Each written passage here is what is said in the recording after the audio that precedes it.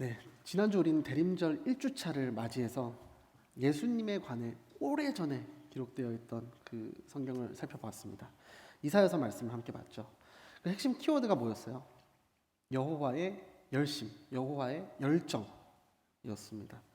여호와의 열정, 그 열심이 흑암을 빛으로 만드셨고 그 빛을 우리에게 주셨는데 그 결과 그 빛이 거하는 장소, 그 흔적이 뭘 남기고 간다고 했죠?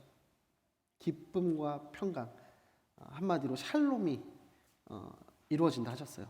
마지막으로 그 빛을 우리에게 주시기 위해서 한 아기를 보내실 거라고 했죠. 아기는 정말 미래, 희망, 죽음과 반대되는 그 가치, 그 소망을 상징하잖아요. 그럼 우리가 뭘 해야 되나? 어떤 메시지를 나눴나요?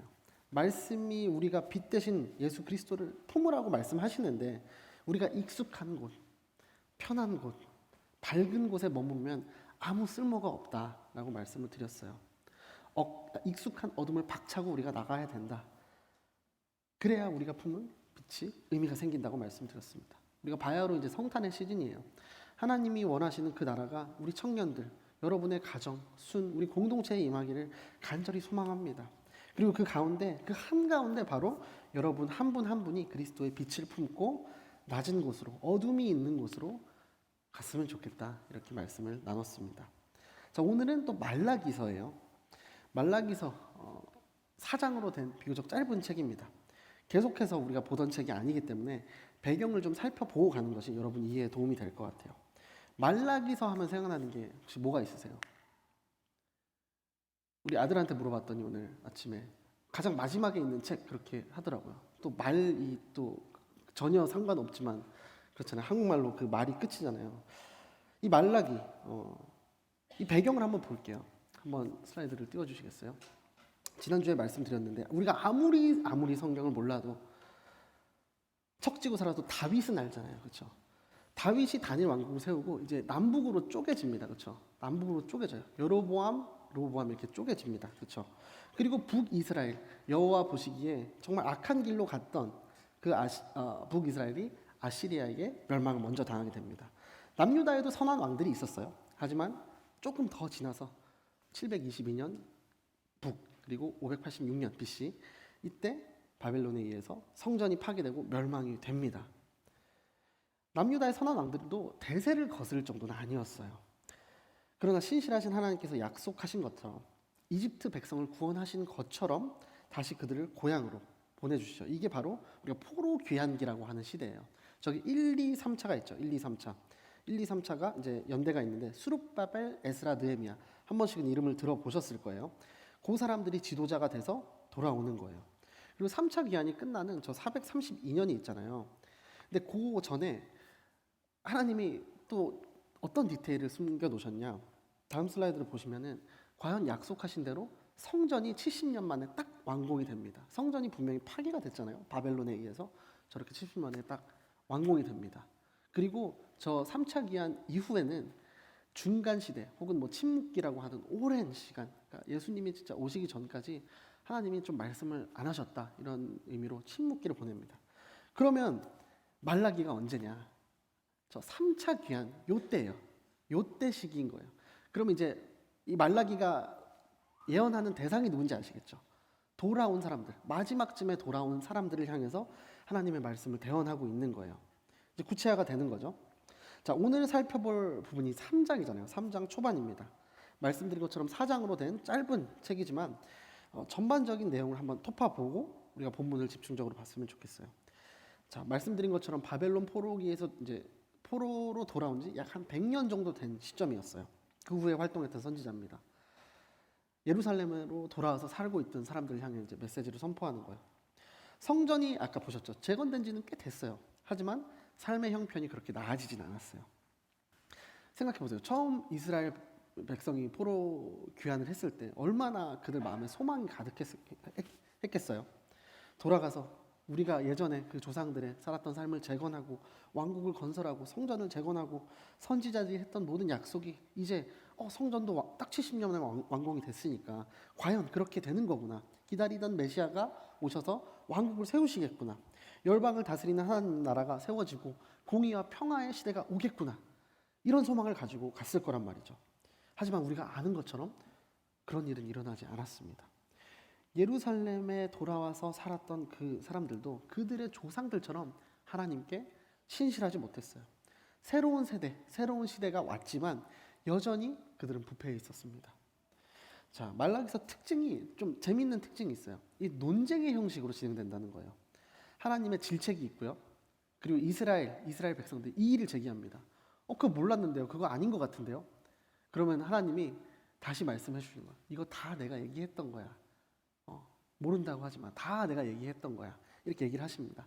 이게 6번이 반복이 돼요. 이게 말라기서의 어떤 구조입니다. 최종 응답을 하시는 걸로 그렇게 6번이 일어나는데요. 이 6번의 논쟁 키워드를 잡아보면 다음과 같아요. 첫 번째가 사랑, 두 번째 멸시, 결혼, 공의, 신실하심, 정직하심이에요. 제가 조금 풀어서 좀 말씀을 드릴게요. 논쟁과 반박을 통해 말하고자 하는 그 핵심은 뭐냐면 이들의 어떤 근본적인 삶의 태도가 전혀 변하지 않았다는 거예요. 이스라엘 마음 여전히 굳어져 있었다. 첫 번째 논쟁, 그들의 실패에도 불구하고 자기의 백성들을 사랑하신다. 하나님의 사랑에 대한 거였어요.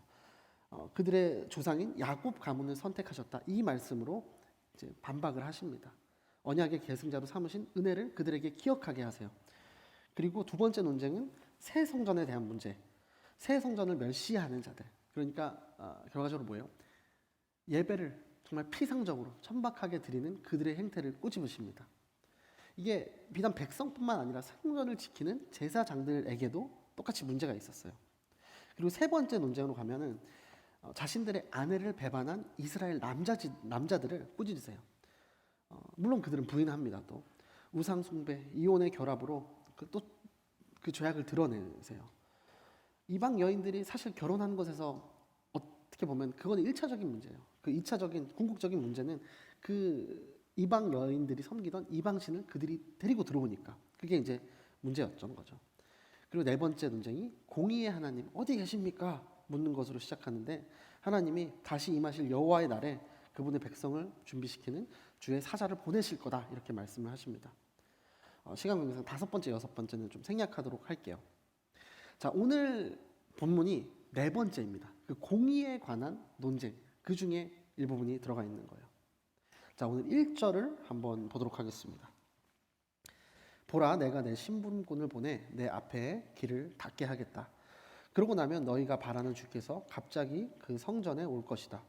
너희가 좋아하는 계약의 심부름꾼 말이다. 그가 올 것이다. 만군의 여호와께서 말씀하셨다.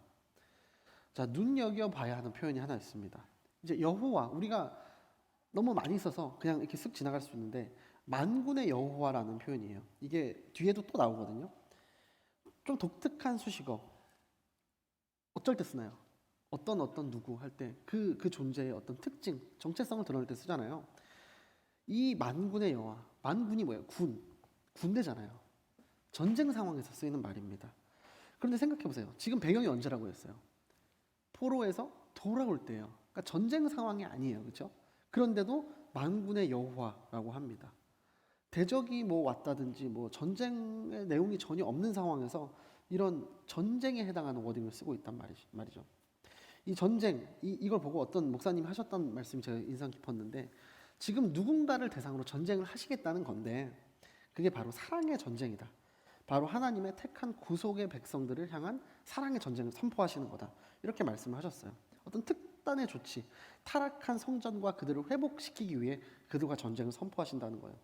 그리고 그 수단으로 누구를 사용하신다고 하나요? 여기서 심부름꾼이라고 우리말 성경에 나왔어요. 어감상 개역개정 번역이 조금 더 와닿는 것 같아서 제가 개역개정 번역으로 3장 1절을 한번 읽어드려 볼게요. 만군의 여호와가 이르노라 보라 내가 내 사자를 보내리니 그가 내 앞에서 길을 준비할 것이요 또 너희가 구하는 바 주가 갑자기 그의 성전에 임하시리니 곧 너희가 사모하는 바 언약의 사자가 임하실 것이라. 이 사자라는 말, 심부름꾼이라는 말을 이제 대체한 게 되겠죠. 우리 계약의 심부름꾼이 언약의 사자 이런 표현으로 이제 되어 있습니다. 근데 잘 보셔야 되는 게 이 심부름꾼이 잘 보면은 2명입니다. 그렇죠? 내 사자와 언약의 사자 2명이 서로 달라요. 이걸 기억하셔야 돼요. 너희들이 사모하는 너희들이 그렇게 찾는 언약의 사자를 보낸다고 하십니다. 이거는 뭐 생각보다 어렵지 않은 문제죠. 선지자들이 예언한 메시아가 되겠죠. 언약의 사자니까. 그런데 잘 보시면 언약의 사자가 오시기 전에 주의 길을 예비하는 네 사자를 먼저 보내신다고 해요. 그럼 이 네 사자는 누구일까요? 제가 말씀으로 힌트를 한번 드려볼게요. 좀 길지만 제가 한번 읽어보겠습니다. 누가복음 1장 말씀이에요. 너 아기야, 너는 지극히 높으신 분의 예언자로 불릴 것이요 주보다 앞서가서 주의 길을 예비할 것이며 주의 백성에게 그들의 죄를 용서해 주어 구원의 지식을 전할 것이다. 이것은 우리 하나님의 온유하신 자비로 말미암은 것으로서 태양이 높은 곳에 떠올라 어둠과 죽음의 그늘에 앉은 우리에게 빛을 비춰 우리의 발을 평화의 길로 인도할 것이다. 그 아기는 자라면서 영이 강건해졌고 이스라엘 백성들에게 공개적으로 나타나는 날까지 광야에서 살았습니다. 제가 좀 딱 알실만한 건 볼드로 해놨는데요. 광야에서 외치던 소리의 주인공, 이거 하면 아시겠죠? 바로 세례 요한이라고 이제 학자들이 일반적으로 추측을 합니다. 첫 번째 길을 내는 사자가 세례 요한이고 뒤에 이어서 오실 이가 예수 그리스도 메시아라는 거예요. 이 사자라는 뜻을 보면 원어로 보면 두 가지 뜻이 있다고 해요. 장애물을 치우는 사람, 그리고 길을 깨끗하게 만드는 사람, 이런 뜻이 있대요. 우리가 뭐 대통령 같은 어떤 국가의 뭐 탑 리더가 어떤 다른 나라를 순방하러 가거나 어디를 갈 때 과거에도 그랬죠. 뭐 이렇게 준비 사절단 이런 걸 보내잖아요. 그래서 뭐 행정적인 절차들 다 밟아놓고 의제도 상정해 놓고 거의 합의에 거의 이른 상태에서 마지막 리더가 오죠. 가서 뭐 사진 찍고 사인하고 이런 조약을 맺는 거죠. 세례 요한이 그런 준비하는 역할을 한다는 거예요. 자, 오늘 본문 2에서 3절 제가 읽어 보겠습니다. 그러나 그가 오는 그날을 누가 견뎌낼 수 있겠느냐? 그가 나타날 때 누가 서겠느냐? 그는 금을 재련하는 사람의 불 같고 세탁하는 사람의 비누 같을 것이다. 그가 은을 재련해 순은을 만드는 사람처럼 앉아서 레위 자손들을 깨끗하게 할 것이다. 그가 금과 은처럼 그들을 재련하면 그들이 여호와께 의로 예물을 드리게 될 것이다. 아멘. 예언서에 흔하게 무조건 등장하는 패턴, 이 심판이라는 이 주제가 꼭 들어가요. 반드시 등장해요. 누가 능히 견뎌내겠는가? 그 날에 누가 견디겠는가? 그는 금을 연단하는 사람의 불 같고 세탁하는 사람의 비누, 그러니까 정결케 하는 자라는 거죠.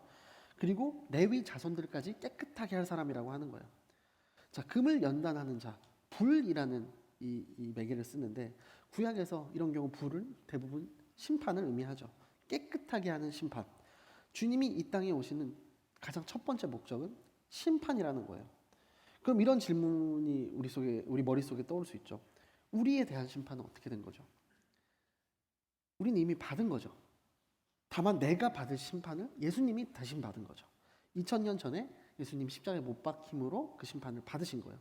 그렇게 심판을 받으시면서 흘리신 보혈로 우리의 죄를 깨끗해 하신 거다. 이 프로세스로 기억을 하시면 좋습니다. 세탁하는 사람, 개역 개정에서는 표백이라는 말을 썼어요. 양털처럼 하얗게 우리 죄를 씻겨 주신 거예요. 여기서 순서, 정결보다 심판이 먼저다. 내가 죽어야 할 그 자리였지만 내가 반드시 받아야 될 죄의삭, 그 사망이 있었지만 십자가의 보혈로 우리가 깨끗함을 얻은 거예요. 어린 양 대신 예수께서 나의 심판을 대신 받아주신 겁니다. 그럼 우리가 이 말씀을 통해서 기억해야 될 어떤 우리 삶의 적용 포인트가 뭐가 있을까? 우리는 다시 오실 예수 그리스도를 믿는 자들이잖아요. 우리도 주의 길을 예비하는 그 역할에 함께 해야 되는 것이 아닐까 이런 생각이 들어요. 우리의 심판을 대신 받으신 그 예수님이 오시길 바란다면 마땅히 그 길을 예비해야 되지 않겠어요? 죄로 더러워지고 오염된 상태가 아니라 정말 정결한 상태에서 정말 이 표현처럼 이 표백된 상태에서 맞이해야 되지 않겠어요? 그럼 이 정결의 비결이 뭘까? 그 길을 예비했던 사자가 누구라고 했죠? 세례 요한이라고 말씀드렸어요. 세례 요한이 뭐라고 외쳤는지 보면은 우리가 알 수 있을 것 같아요. 자, 마태복음 3장 1에서 3절 말씀입니다. 그 무렵에 세례자 요한이 나타나 유대 광야에서 전파하며 말했습니다. 회개하라, 하늘나라가 가까이 왔다. 세례자 요한은 바로 예언자 이사야가 말했던 그 사람입니다. 광야에서 외치는 사람의 소리가 있다. 주를 위해 길을 예비하라. 주의 길을 곧게 하라. 아멘. 이제 성탄 시즌을 맞이했어요. 저희 집도 이제 트리를 하나 했는데 우리가 그냥 마냥 이 기쁨에 취할 건 아닌 것 같아요. 제가 좀 무거울 수 있는 얘기지만 왜 심판이 먼저라는 걸 강조했겠어요? 우리 자신부터 돌아보는 시즌이 됐으면 좋겠어요. 그 출발점이 언제나 회개라는 거예요. 회개가 뭐예요? 돌이키는 겁니다. 산처럼 높아진 우리 마음을 깎아내리는 작업, 그 과정이에요. 우리의 마음을 낮추는 거예요. 우리 안에 있는 위선들, 교만들, 성령의 불로 금을 녹이듯 녹이는 거예요. 회개함으로써 그리스도를 여러분 마음에 초청하시길 바래요. 자, 예수님 시대에 바리새인들이 그런 위선으로 가득 차 있던 사람들이었습니다. 그 결과 예수님이 그들 눈앞에 수많은 시간 동안 논쟁을 했지만 인정이 안 됐어요. 메시아로 볼 수가 없었어요. 메시아가 오셨지만 그들은 메시아로 그 예수님을 바라볼 수가 없었어요. 그들의 마음이 높아져 있으니까. 우리의 희망이 어디 있어요? 사람들은 자신들이 바라는 실상에 대한 소망을 품는 존재들입니다. 말라기 시대의 백성들이 그랬죠. 포로 귀환을 하면서 더 나은 형편을 바랬을 거고 어떤 메시아가 큰 다윗 때 같은 찬란한 왕국을 세워줄 것을 아마 기대했을 거예요. 거기에 희망을 걸었을 거예요. 우리도 그런 모습들이 있잖아요. 나를 행복하게 해줄 무언가를 이 세상에서 막연하게 찾아보는 거죠. 인간의 역사, 언제나 이런 구원과는 반대되는 길을 걸었던 게 이 죄인의 역사입니다. 표류하는 배처럼. 이 세상에는 구원의 방도가 없지만 마치 뭐가 있는 것처럼 생각하고 계속 찾는 게 우리 죄인들이에요.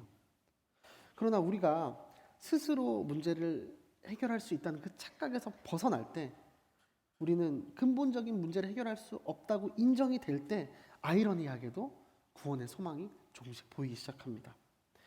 그 시작점에 우리의 죄를 보는 단계가 반드시 필요하다는 거예요. 미리 길을 예비했던 세례 요한이 외쳤던 그 회개, 돌이킴의 과정, 회개하라. 죄에 대한 인정에서 시작되는 거죠. 그런데 우리가 회개하려고 하는데 이 죄에 대한 인정이 쉽지 않습니다. 1907년을 기점으로 우리나라에 큰 부흥의 물결이 있었거든요. 평양 대부흥 운동이라는 게 있었어요. 뭐 구글에 찾아보시면 자세한 내용들이 나올 거예요. 이 1903년에 원산이라는 지방에서 시작됐고 우리나라의 뭐 한국의 오순절이라고 불리는 만큼 정말 크게 일어났던 부흥 운동이었습니다. 이 R.A. 하디라는 선교사님에 의해서 시작이 됐거든요. 이분이 우리나라에 오셨는데 이제 선교 공부를 막 시켜준 거죠. 티칭을 하고 설교를 많이 하셨겠죠. 근데 이 사람들 너무 음주가무 좋아하고 막 놀기 좋아하고 도저히 이게 복음이 잘 안 들어가니까 막 자괴감이 많이 들었다고 하세요. 그래서 어느 날처럼 그냥 성경을 가르치려고 하셨는데 그에게 어떤 성령의 감동을 주신 거죠. 그래서 그의 죄를 고백하게 하십니다. 갑자기 그 사람들 앞에서 제가 사실은 여러분들 굉장히 미개하게 봤습니다. 가르칠 대상으로 봤고 형제 자매로 제가 인식하지 못했습니다. 나를 용서해 주십시오. 이렇게 말을 합니다. 거기서 시작되었어요. 한 사람의 그 죄에 대한 인정에서 전 국가적인 회개 운동과 부흥이 일어났어요. 죄를 짓고도 그걸 인정하기 참 어려운 거. 아예 모르는 것이 우리 사람이란 존재예요. 우리가 가장 가까운 가족들, 뭐 가까운 친구들 어떤 죄를 지었는지 뭐 기억하고 아시나요? 저도 그런데 장담하지만 뭐 10% 5%도 안 될 것 같아요. 제가 차세대 교육자들에게 들었던 이야기인데 차세대 아이들이 수련회 가서 막 눈물 기도하고 은혜 받고 하면은 가장 먼저 하는 고백이 뭔지 아세요? 우리 부모님을 용서하겠다라는 거예요. 우리 애가 그런다고 생각하니까 되게 섬뜩한 거예요. 나는 늘 양육의 대상으로 생각하고 있는데 내가 화를 참아야 되는 대상이라고 생각하고 있는데 그들이 부모를 용서한다는 거예요. 참 황당하죠. 부모 입장에서는. 늘 용서의 대상이라고 생각한 그들이 나를 용서한다니. 그러니까 그만큼 모른다는 거예요. 우리가. 부모조차 자식들에게 어떤 마음의 상처를 주는지도 모르는데 우리가 하물며 하나님께 무슨 죄를 지었는지 알 수 있는 존재겠어요. 죄인의 특징이 그거예요. 죄가 죄인인지 몰라요. 성령께서 그래도 우리 마음에 오심으로 우리가 알 수 있는 게 뭐예요? 성령께서 우리 마음에 역사하시면 죄가 죄인 것을 깨닫게 해주시는 거예요. 제가 진짜 저의 안 좋은 습관들이 너무 많거든요. 예전엔 진짜 더 많았는데 하나님의 은혜가 아니면 정말 아직도 망원동 반지하에서 살고 있었을 것 같아요. 근데 그 하나님이 저를 이끌어내신 그 첫 과정, 뭐 누구에게나 다르지 않습니다. 첫 스텝이 회개입니다. 그게 바로 길을 닦는 사자의 역할, 그 출발점이 되는 거예요. 예수를 우리가 구주로 모신다는 우리 그리스도인들의 특징이 뭐네요? 너무 예수님을 알기 전에 즐거웠던 죄들이 은밀하게 막 했던 아무도 모르게 짓는 그 죄의 달콤한 그 유혹과 쾌감들이 이제는 은밀할 일이 없어요. 내 안에 성령님이 계시면 몰래 하던 죄가 즐겁지가 않게 되는 거예요. 나를 오히려 고통스럽게 만드는 거예요. 그리고 회개하게 하는 거죠. 우리 제4의 청년들이 대림절을 맞아서 예수 그리스도를 기다리는 마음에 이 회개의 영이 충만하게 되기를 축복합니다. 예수 그리스도라는 빛을 품으면 우리가 달라지는 게 뭐예요? 회개하게 되는 거예요. 그게 우리에게 얼마나 큰 축복인지 기억하셨으면 좋겠어요. 한 가지만 더 도전을 하자면 하나님께서 우리의 죄를 사하여 주신 것 같이, 용서하여 주신 것 같이 여러분도 서로의 누군가의 용서하기 힘든 죄를 용서하는 이번 대림절이 됐으면 좋겠어요. 나의 죄를 하나님께 회개하며 용서해 주십시오 하고 이중잣대로 혹시나 다른 이에게만 엄격하게 하고 있는 우리의 모습이 있다면 그만큼 하나님의 은혜를 덜 체험한 줄로 아시고 더 기도하시고 그 마음을, 단단한 마음을 열어달라고 기도하십시오. 매일 우리가 손발 닦고 샤워하고 씻잖아요. 죄도 똑같습니다. 그렇게 매일매일 씻고 그렇게 용서하시고 하나님의 그 용서의 은혜를 체험하시면서 사셔야 돼요. 그런 마지막 이 한 달, 이 대림절이 되기를 소망합니다. 도저히 안 될 것 같았던 그 마음이지만 성령님께서 깨끗하게 표백해 주실 때, 세척해 주실 때 나를 인도해 가실 내일에 대한 기대감으로 우린 나아갈 수 있는 거예요. 자, 우리가 첫 번째 소제목이 이 만군의 여호와가 우리와 함께 하시는데 우리를 정결케 하신다는 내용이었습니다. 회개하게 하심으로 우리를 정결케 하신다. 두 번째는 변하지 않고 계신다. 우리를 포기하지 않으심으로. 자, 3장 4에서 6절을 한번 같이 읽어보면 좋을 것 같아요. 자, 4절에서 6절 시작. 그러면 유다와 예루살렘의 재물들이 예전처럼 그러므로 내가 심판하기 위해 너희에게 가까이 나아가겠다. 마법사들, 간음하는 사람들, 거짓 증언하는 사람들, 그리고 일꾼의 품삯을 착취하고 과부와 고아를 압제하고 이방 사람의 권리를 박탈하면서도 나를 경외하지 않는 사람들에 대해 즉시 증인이 되겠다. 만군의 여호와께서 말씀하셨다. 나 여호와는 변하지 않는다. 그러니 야곱의 자손들아, 너희는 멸망하지 않는다. 아멘. 우리가 왜 하나님을 영원히 굳게 믿을 하나님이라고 고백합니까? 왜 우리 그리스도인들이 현실이 정말 어려워지고 낭망하여도 그럼에도 불구하고 희망이 있어요? 그분의 본질적인 이 속성이 변함이 없으신 하나님이시기 때문이죠. 그런데 그분의 약속도 사랑도 변하지 않는 거예요. 우리에게 탄식할 일이 많지만 여전히 희망이 있습니다. 그게 내 경험과 어떤 의지, 지식으로 되는 게 아니라는 거예요. 하나님이 변함없는 하나님이기 때문에 희망이 있는 거죠. 사람은 너무나 변덕스럽지만 하나님은 변하지 않아요. 거기에 우리 믿음의 뿌리가 심겨지는 거예요. 하나님이 우리들의 죄라는 불순물을 태우신다고 하시지만 우리 자체를 소멸하진 않으신대요. 6절에 그렇게 돼 있죠. 너희는 멸망하지 않는다라고 돼 있어요. 연단은 받지만 버림은 받지 않습니다. 넘어질 수는 있지만 망하게 두지는 않으십니다. 하나님이 주시는 연단, 어떤 정죄를 위한 연단이지 버림을 위한 연단이 아니에요. 포기하지 않으시는 하나님이기 때문에 여러분이 어떤 상황에 있다고 해도 하나님은 지켜보고 계시다는 게 얼마나 큰 위로가 됩니까? 삶이 너무 고통스러운 사람들, 스스로 삶을 포기하려던 사람들이 마지막 순간에 마음을 돌이키는 가장 큰 원인이 단 한 사람의 관심이라고 합니다. 단 한 사람의 관심. 내가 혼자가 아니었구나. 나를 지켜봐 주는 사람이 이렇게 있었구나. 거기에 희망을 품고 포기했던 삶에 대한, 미래에 대한 소망이 생긴다는 거예요. 우리가 그런 하나님께 큰 기대를 합니다. 그렇죠? 그런데 이런 기대 왔다 갔다 하는 거예요. 일방통행이 아닙니다. 민원창구가 아니에요. 우리가 기대하는 것처럼 우리에게 하나님도 기대를 하고 계세요. 하나님이 여러분을 부르시고 어떤 곳으로 보낼 때 하나님의 뜻을 통해 뜻을 이루어 주리라는 그런 기대감이 있으신 분이에요. 우리를 통해 하나님의 나라가 확장되길 원하시고요. 그곳에 여러분의 섬김이 있기를 원해요. 블레싱 고민하고 계시면 가십시오. 하나님 지금도 찬란한 이 역사를 우리를 통해 펼칠 그 계획을 세우고 계십니다. 문제는 뭐예요? 우리의 마음이겠죠. 세상을 멸망시키는 게 첨단 무기가 아니라고 하죠. 우리 마음속에 절망이라고 합니다. 희망 없음. 이게 세상을 멸망시키는 가장 위협이라고 해요. 여러분에게 도전합니다. 이 변함없는 만군의 여호와를 붙잡으십시오. 신뢰하십시오. 그럴 때 우리 마음속에 그 절망이 소망으로 변하고요. 낭망이 희망으로 변합니다. 그 새로운 사랑 안에 거하는 한 텀이 되길 소망합니다. 진정한 사랑은요, 포기하지 않는 거죠. 우리가 누군가를 사랑한다고 할 때 그 사랑의 진실성, 그 척도를 어떻게 측정하나요? 포기하는가? 포기하지 않는가? 다르게 말하면 어느 선까지 포기하지 않을 수 있는가? 이게 질문이죠. 그런데 하나님이 어떠시대요? 하나님이 나를 사랑하신다는 증거, 나를 포기하지 않으신다는 그 증거로 주신 선물이 있습니다. 바로 예수 그리스도입니다. 요한복음 3장 16절입니다. 너무나 웬만한 분들 다 알고 계실 텐데 저거를 아래처럼 조금 바꿔봐도 크게 뜻이 다르지 않을 것 같아요.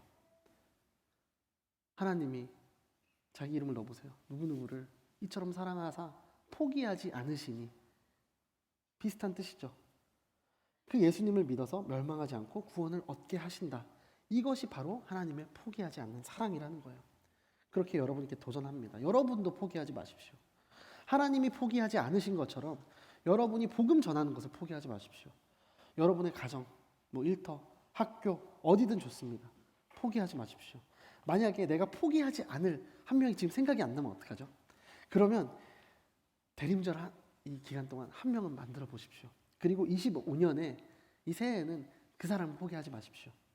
올해 우리 공동체가 선교 참 많이 이야기하고 있습니다. 더 얘기하고 싶어요.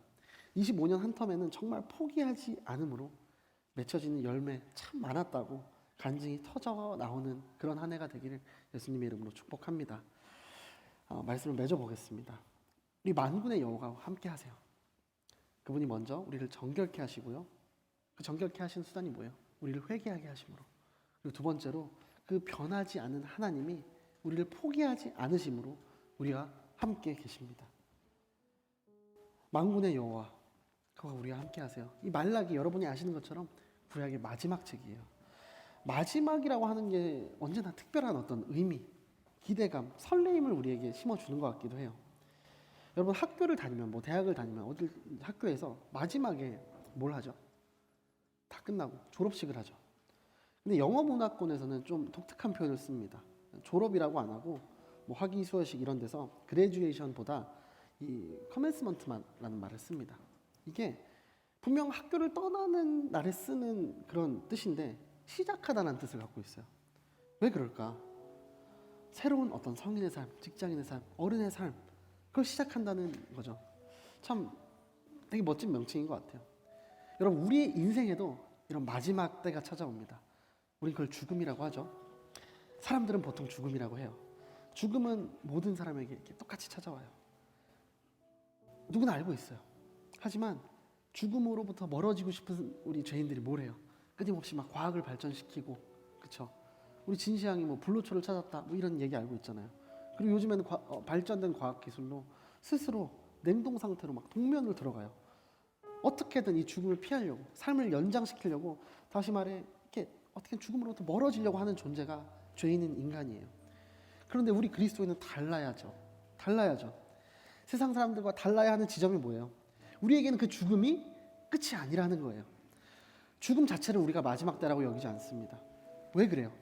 우리는 마지막 때 영원한 하늘의 나라에 들어가서 이 커맨스먼트, 새로운 시작을 하는 거예요. 이 땅의 삶을 졸업하지만 새로운 땅, 새롭게 시작하는 그 과정인 거예요. 여러분 이제 성탄이 다가오고 있습니다. 성탄이 다가오는 지금 여러분을 향한 회복에 대한 기회라고 생각을 합니다. 아버지께로 돌아갈 수 있는 기회, 여러분의 굳어진 마음을 돌이킬 수 있는 기회, 회복의 기회, 언약으로 돌아올 수 있는 기회 놓치지 마십시오. 성탄절도 대림절도 매년 찾아옵니다. 이 기회도 역시 매년 찾아옵니다.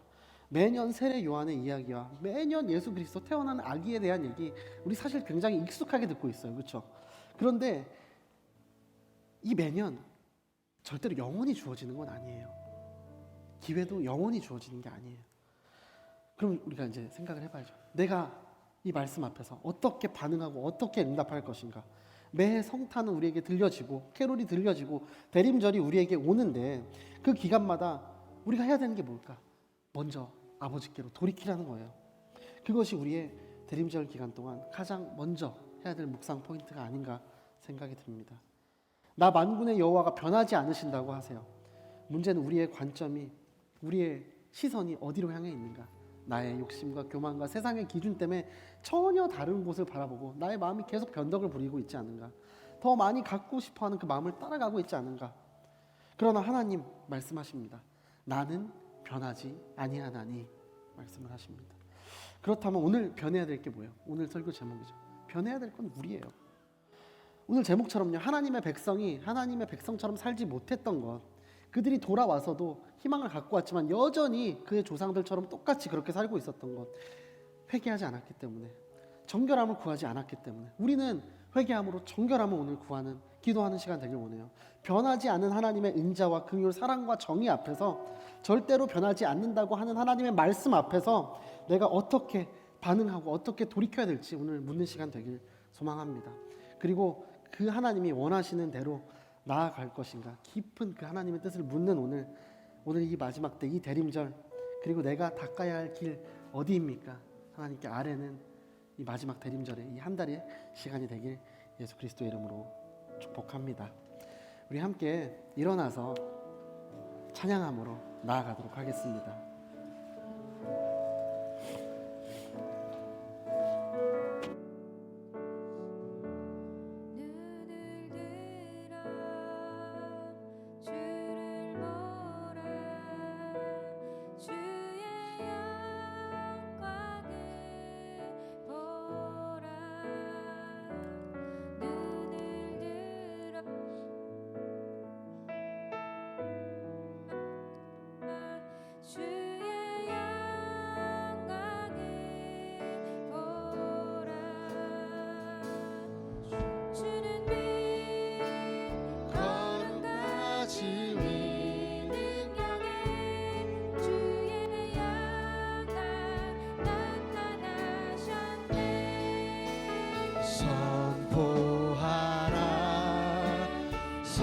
선하신 주,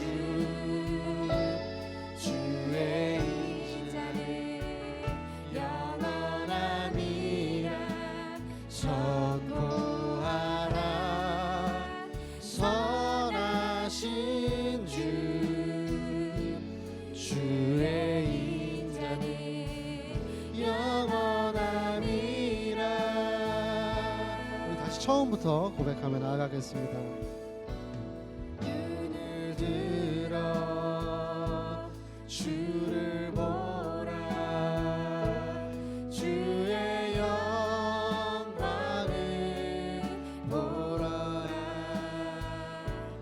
눈을 들어 주를 보라. 주의 영광을 보라. 주는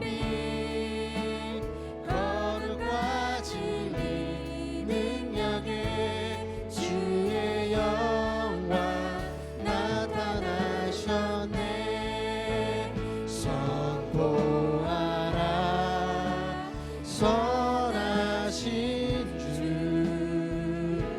주의 인자는 영원함이라.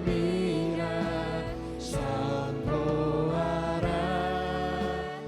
선하신 주,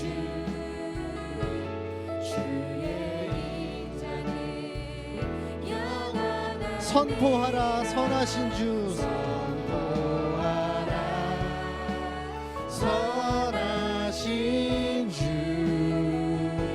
주의 인자는 영원함이라. 선포하라. 선하신 주, 주의 인자는 영원함이라. 우리 마지막으로 고백하겠습니다. 선포하라. 선하신 주, 주의 인자는 영원함이라. 선포하라. 선하신 주, 주의 인자는 영원함이라. 사랑하는 하나님 감사합니다. 오늘도 우리의 예배 자리로, 기도 자리로 초청해 주신 그 주님 감사합니다. 주님, 그렇게 계속 우리를 부르시는 그 주님 앞에 우리는 주님의 뜻을 어기고 우리의 마음을 죄악으로 더럽히며 세상의 유혹에 흔들렸던 우리의 모습들을 고백합니다. 한없이 우리를 기다리는 그 주님 앞에 이 시간 우리의 죄와 허물을 고백하며 나아갑니다. 주님, 우리를 깨끗하게 정결하게 하여 주옵소서. 우리 스스로 할 수 없습니다. 주님, 우리의 마음을 살피시고 우리의 닫혀져 있는 마음을 열어주시고 우리의 죄를 성령의 불로 태워 주옵소서. 주님께서 정결케 하심으로 정결한 예배자의 영을 품게 하여 주옵소서. 하나님, 우리 안에 있는 이 죄악들 불태워 주시고 주님의 거룩함이 우리의 삶을 통해 드러나게 하여 주옵소서. 우리가 주님의 뜻을 따르며 회개와 변화된 삶으로 주님께 영광 올려드리는 주님의 택한 도구로 세워지고 사용되게 하여 주옵소서. 우리가 회개함으로 주님께 정결한 영을 구하며 나아갑니다. 우리 함께 주의 이름 간절히 부르짖고 기도하며 나아가겠습니다. 주여, 주님,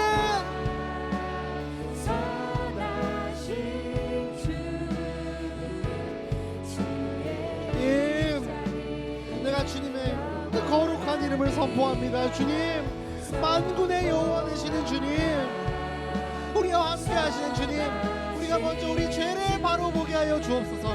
우리의 죄를 깨달아 알 수 있도록 우리에게 겸손한 그 그리스도의 마음을 부어 주옵소서.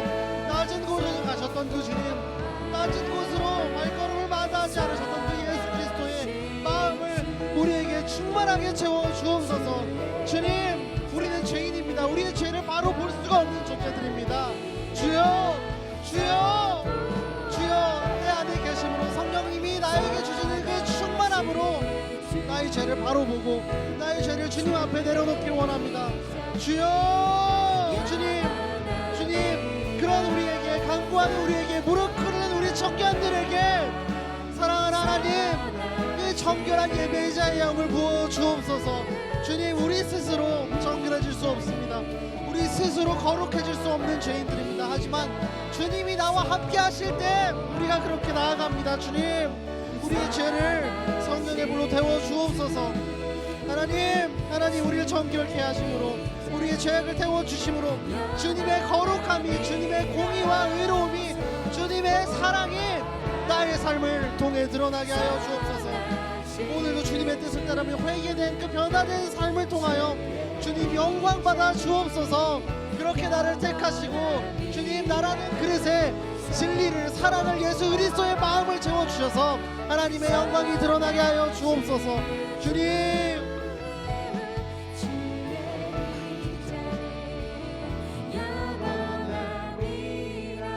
한 번 더 기도할 때 변함없으신 그 하나님, 영원하신 만군의 여호와, 우리를 포기하지 않으시는 하나님, 그분께 기도를 드립니다. 주님, 하나님이 우리를 포기하지 않으셨던 것처럼 우리도 주님의 뜻을 포기하지 않도록 성령 하나님, 우리 마음속을 붙들어 주옵소서.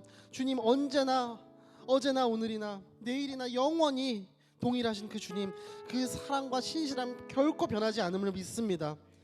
하나님, 우리의 삶이 흔들릴 때, 믿음이 연약해질 때, 그럼에도 불구하고 끊임없이 우리를 붙드시는 그 주님의 사랑을 내가 누리길 원합니다. 주님, 우리 청년들, 낭망한 청년들의 마음을 붙들어 주옵소서. 우리는 주님의 뜻을 벗어나고 내 귀를 스스로 닫고 그 음성을 듣지 않길 원할 때가 있지만 끝까지 우리를 사랑하시는 그 주님 앞에 기도함으로 나아갑니다. 주님, 내가 세상의 것을 집중할 때 있습니다. 하지만 이 시간 기도함으로 주님의 사랑을 다시 한번 깨닫는 시간, 변함없는 그 주님께로 돌아가는 시간 되게 하여 주옵소서.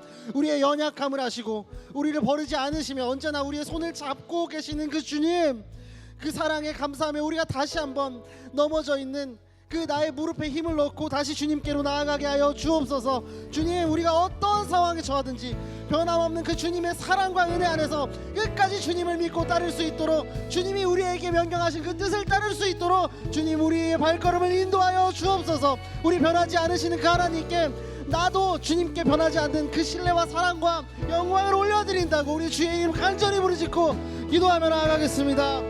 주여,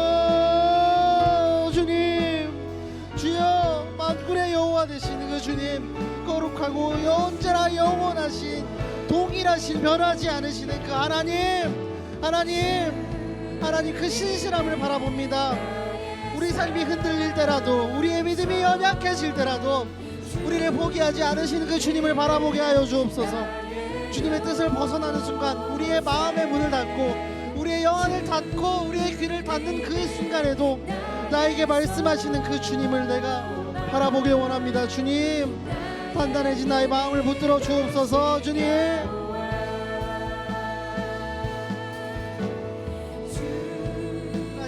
하나님, 우리가 주님을 떠나지 않을 수 있도록 성령 하나님, 주님만을 의지할 수 있도록 포기하지 않은 여호와를 바라볼 수 있도록 주님이 주시는 그 위로와 소망을 품을 수 있도록 주님, 성령 하나님 역사하여 주옵소서. 언제나 동일하게 신실하신 그 주님, 우리 삶을 인도하시고 회복시켜 주시는 그 주님 그 은혜를 내가 깨달아 알기 원합니다. 사랑하는 하나님, 우리가 어떠한 상황에 처하든지 변함없는 그 주님의 사랑을 내 삶 속에서 증거하며 나타내는 그리스도의 증인된 삶을 살아가게 하여 주옵소서. 주여, 우리가 다시 한번 주님의 은혜로 말미암아 일어납니다. 나의 경험도 나의 의지도 나의 결단도 나의 노력도 아닙니다. 주님이 주시는 은혜, 주님이 주시는 그 힘과 능으로 다시 한번 주님 주신 그 뜻을 기억하며 나에게 주신 사명을 기억하며 나아갑니다. 주여, 주님 나를 붙들어 주옵소서. 우리 청년들을 붙들어 주옵소서. 주여, 주님만을 의지합니다. 주님만을 바라봅니다. 주님 주시는 위로와 소망 안에 거하기 원합니다. 내가 주님 안에, 주님이 내 안에 거하길 원합니다. 주님, 나를 인도하여 주옵소서. 주님, 나를 인도하여 주옵소서. 주님, 나의 소망 되시는 주님께 모든 거 올려드립니다. 우리 마지막으로 기도할 때 우리 공동체를 위하여 함께 기도하기 원합니다. 이제 새로운 텀이 시작했고요.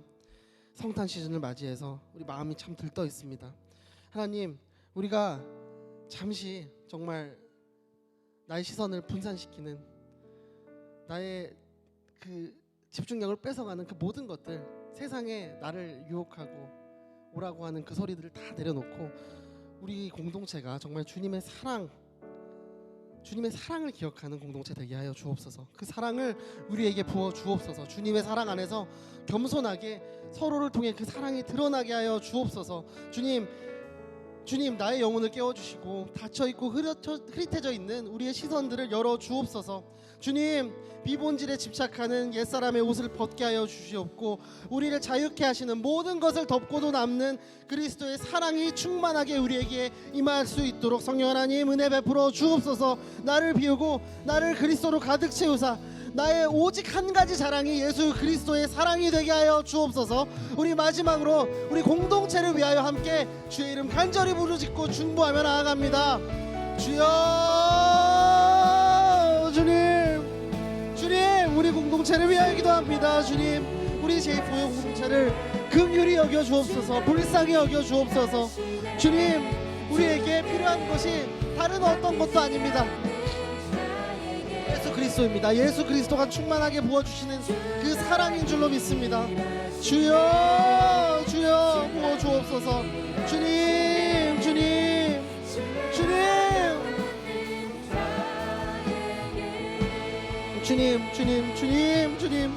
우리 공동체 너무나 아직도 옛사람의 옷을 찾는 그 청년들의 모습들, 그 마음들, 완악한 마음들, 위선된 마음들, 낭망하는 마음들, 절망의 마음들, 거짓된 평안함을 찾는 마음들, 거짓된 두려움 속에서 살아가는 우리 청년들 긍휼히 불쌍히 여겨 주옵소서. 하나님, 그 모든 것을 압도적으로 덮고 남는 그리스도의 사랑을 우리에게 부어 주옵소서. 그 사랑을 기억하기 원합니다. 우리가 순 안에서, 공동체 안에서, 크리스마스 블레싱 팀에서, 모든 사역팀에서 서로의 모습을 통해 그리스도의 향기를 느끼고 그리스도의 사랑을 서로에게 드러내 보이는 그런 공동체가 되길 원합니다. 주님, 우리 공동체를 붙잡아 주시고 사용하여 주옵소서. 그리스도의 사랑이 충만히 드러나는 공동체 되게 하여 주옵소서. 주님, 주가 일하십니다. 주가 일하십니다. 주가 우리를 통하여 일하십니다. 우리의 역할이 무엇인지 알게 하여 주옵소서. 우리가 어떤 곳에 있든지 어떤 모양으로 있든지 주님의 사랑을 드러내는 통로가 되게 하여 주옵소서. 주님, 나를 사용하여 주옵소서. 주님, 주의 종이 여기 있습니다. 듣습니다. 주님, 주의 종을 사용하여 주옵소서. 주님, 신하신 그 주님을 찬양합니다. 주님, 사랑하는 하나님, 감사합니다. 만군의 여호와가 우리와 함께 하십니다. 우리를 정결케 하시고 우리에게 회개를 알게 하시고 우리의 죄를 보게 하심으로 다시 한번 예배자의 그 정결한 마음을 구하라고 말씀하십니다. 주님, 우리의 연약함과 부족함이 더욱 선명해지는 그 순간, 익숙한 그 옛사람의 옷을 찾는 그런 인생이 아니라 주님의 뜻, 주님이 주신 사명, 나와 함께 하시는 그 만군의 여호와 하나님을 찾는 우리들의 인생이 되게 하여 주옵소서. 주님, 우리를 정결케 하심으로 다시 한번 예배자의 영을 품게 하여 주옵소서. 우리 안에 있는 모든 죄악을 성령의 불로 태워 주시옵고 우리 인생들이, 우리의 삶이 주님의 거룩함이 드러나는 통로가 되게 하여 주옵소서. 그 만군의 여호와가 우리를 포기하지 않으십니다. 주님, 우리의 삶 속에서 변함없이 우리를 사랑해 주시고 우리와 동행하여 주고 계십니다. 우리 삶이 흔들리고 믿음이 연약해질 때가 왜 없겠습니까? 하지만 그런 모든 순간에 우리를 포기하지 않고 계시는 그 주님, 그 주님을 내가 붙들길 원합니다. 그 주님을 내가 바로 보고 그 주님의 거룩하고 의로운 손에 붙들려 하루하루 나아가길 원합니다. 주님, 내가 그런 주님을 떠나지 않고 끝까지 주님을 의지할 수 있도록 포기하지 않는 여호와를 바라보며 주님 주시는 그 위로와 소망, 주님 주시는 나에게 주시는 뜻과 사명을 기억하고 우리 마음속에 품을 수 있도록 성령 하나님, 우리의 발걸음을 인도하여 주옵소서. 하나님, 우리 공동체를 위하여 기도합니다. 새로운 텀을 시작하는 시즌, 우리가 마음이 분주하고 세상에 우리 시선을 많이 뺏길 때가 있습니다. 하지만 주님, 다른 것 다 괜찮습니다. 단 하나만 우리가 기억하게 하여 주옵소서. 그리스도의 사랑이 충만해지는 공동체가 되게 하여 주옵소서. 복음 안에서 사랑함으로 겸손하게 서로를 섬기는 그 가운데 우리 순회에서, 공동체 안에서, 우리 모든 예배 사역팀 안에서 서로의 모습을 통해 예수 그리스도의 향기를 서로에게 보여주며 예수 그리스도의 그 사랑을 서로에게 증거하는 그런 청년들이 가득한 우리 제4의 공동체가 되게 하여 주옵소서. 주님, 모든 것을 덮고도 남습니다. 그리스도의 사랑만이 모든 비본질을 덮고 남는 그 유일한 그 진리임을 우리가 고백합니다. 주님, 그 사랑을, 그 진리를, 그 복음을, 그 예수 그리스도를 바라보는 우리 제4의 공동체가 되게 하여 주옵소서. 그렇게 이끌어가신 하나님께 모든 영광 올려드리며 살아계신 예수 그리스도 이름으로 기도드립니다. 아멘. 우리 하나님께 영광의 박수 올려드리겠습니다.